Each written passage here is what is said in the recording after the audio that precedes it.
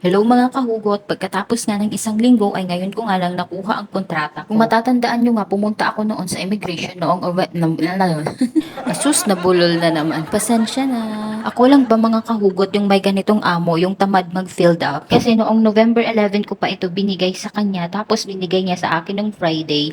Tapos nag-check ko, is kulang pa siya ng mga perma at wala po siyang mga filled upan doon. Tapos, nang binalik ko naman sa kanya, sinabi niya sa akin na kailangan ko ba talagang filled upan to lahat?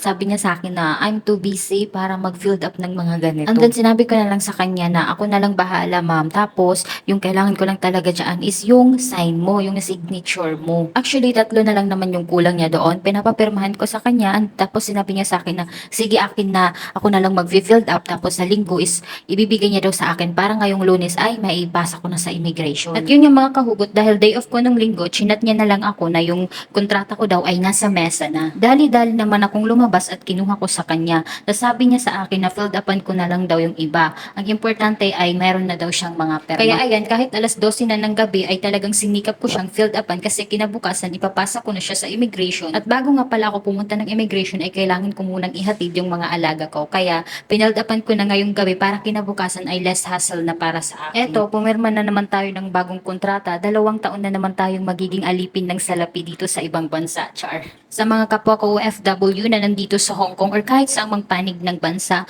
be brave and always pray to God. Everything will be alright in the right time and in the right place. Thank you for watching. Bye-bye.